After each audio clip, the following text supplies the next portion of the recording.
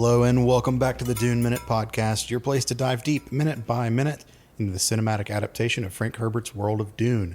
I'm one of your hosts, Zach. And I'm John. And we are back for minute 96 through 97 of Dune Part 2. And this is a good one, man. Yeah.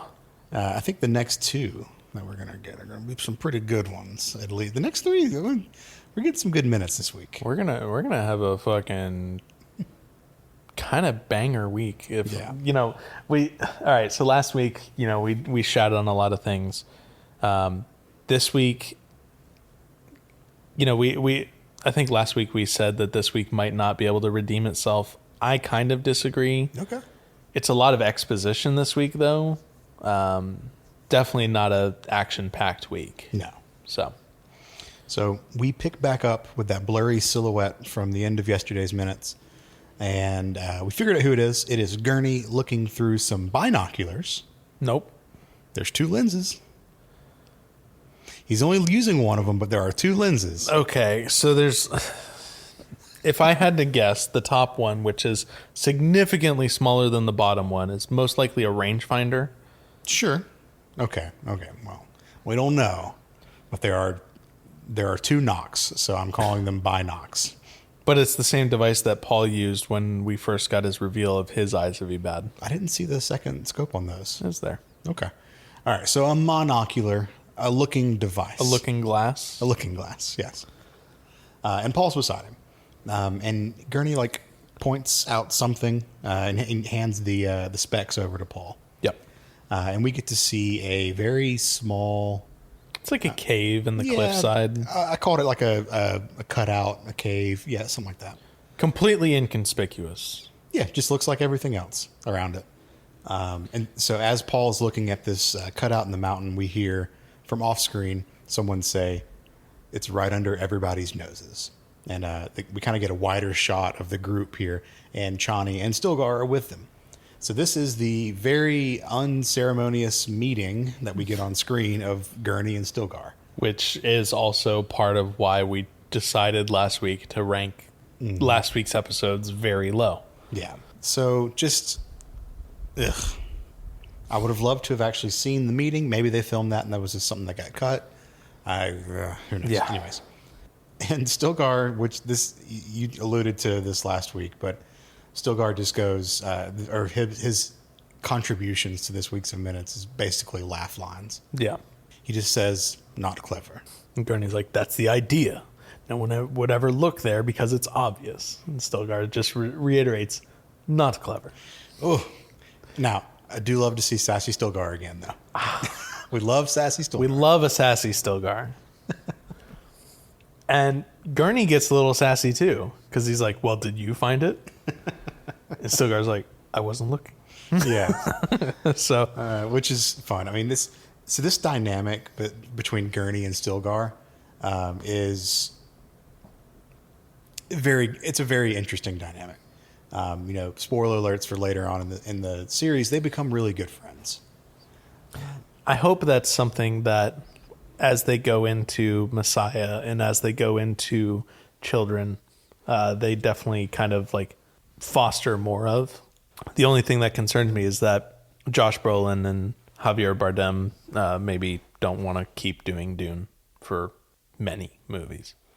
Oh no, I don't think that they will. I mean, if Paul's story is wrapped up, then again, we're speculating, and I want to have a much larger conversation about this. But the main cast that we have come to know in the movies will not be a part of any future Dune enterprises. Well, even for Children, right? I don't know if Josh Brolin would want to work with a director that isn't Denis Villeneuve or Javier Bardem or Rebecca Ferguson or any of these other actors and actresses, because when they all talk about their time on Dune, working with Denis is one of the things that they're all consistently just holy shit, I get to fucking do this. Yeah. Right. So well, you never know. Maybe that HBO paycheck will be big. I don't know. So Paul continues the conversation, and he asks Gurney, "How many heads exactly?" Talking about the warheads. Get your mind out of the gutter, John. I knew what he was talking about. And Gurney he's so like gung ho, like, let's blow it up. He's such like just a meathead almost in these minutes. And he goes, enough to blow up the whole planet. You know who Gurney kind of reminds me of? You know, in Full Metal Jacket, the scene when they're in the helicopter and there's the gunner that's just like shooting innocent rice farmer workers. Yeah. Yeah. Yeah. I mean, he's a trigger happy meathead. Yeah. Right here. Like, it's not very poetic. It's not very warrior poet of him. no. But like, that's the same feeling of character that I get from Gurney in this moment, where it's just like, they're all VC. Sure. Like, holy shit, dude, chill the fuck out. This raises a question to me. Because we've talked about how Chani's character seems to be regressing a little bit. And I kind of feel the same way about Gurney's character in this moment. Are they falling into just archetypes? Yes. And that's not good. They lose all of their nuance if they do that. Yeah. I think that is a very accurate and valid statement. And I don't know why, because the screenplay was written by Denis Villeneuve and John Spathis, I believe. And they're both very good writers. And I don't know why I'll call it what it is, this laziness is happening there. Because these are very complex characters that have a lot of very driving motivations for all the things that they do. Like, yes, Gurney is very gung-ho about his duke and his house and his warriors that he wants to seek revenge for. Yeah. But there's a lot of the conversation between Gurney and Stilgar that is just like, I mean, I feel like a broken record, like reiterating, but it's missing, and it's, I think, very important that it should have been in the movie to at least align their, or maybe not align initially, but like get an understanding of their motivations amongst each other rather than just Paul being the vessel for everyone's feelings. Yeah. Yeah, I agree. All right. We'll talk a lot more on that as we go along. Part of that makes me also wonder why, or it makes me wonder if that is also the reason why Casimir Fenring's parts were cut, because they're not, conversations that are happening on or through Paul. Oh, so you think they were cut to keep Paul in the center? Mm-hmm. Huh. Yeah, maybe. Like so you could argue the whole Margot Fenring going to Gady Prime to look at Fade thing doesn't, center around Paul. But it centers the antagonist of the movie. Right. Yeah. Whereas, Gurney and Casimir Fenring talking to each other is kind of, orbiting Paul, but isn't directly involving him. That's very fair. I don't know. No. Just, we could spend hours and hours just talking about what we don't have in this movie. So let's talk about what we do have, because we cut scenes, or we cut to a new scene here. Mm-hmm. We are at the cave entrance, and there's a lot more than just the four of them around. Oh, yeah. It's a whole group of Fedaykin, notably our favorite white-bearded Fedaykin warrior. Yep. Who I don't remember what name we gave him way back when. But no clue. But I love that he is a, repeating character just kind of in background or whatever. And I also love that there's one Fremen man who's just like perched up on a rock doing his Batman impression. Yeah, there's got to be just someone like perched. Looming. So as they make their way inside, we come up to this really, really big door. Huge. Yeah, it's really, really massive door. And it's got the Atreides eagle carved into it. Yep. Which I'm like, why did they do this? If they're trying to hide it, that's not... Hold on. You have a very obvious console with 4 lights right next to this big Atreides door.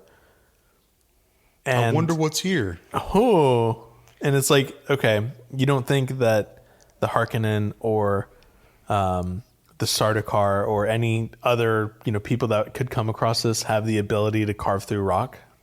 Right?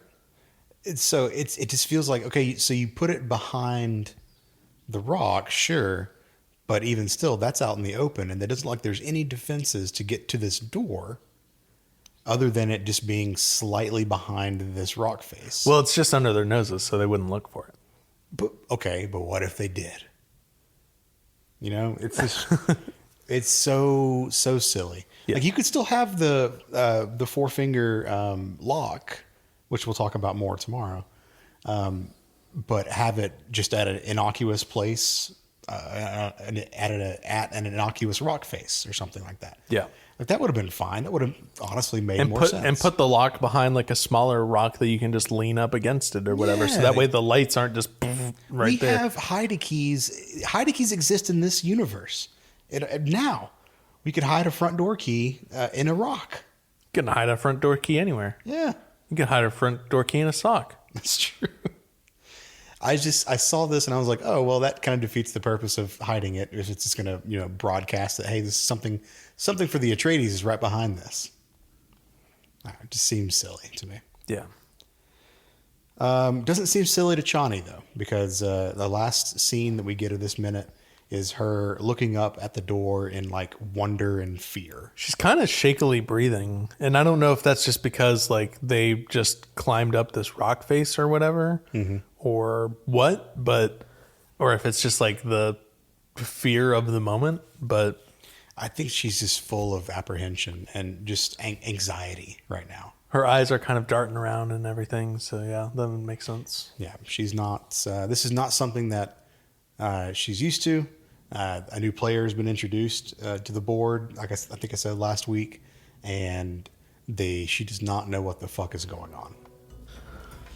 But that is all I got for this minute, man. Yeah, this is probably the latest minute of the week, so sure. I say we just go ahead and move on from here. All right. Alrighty.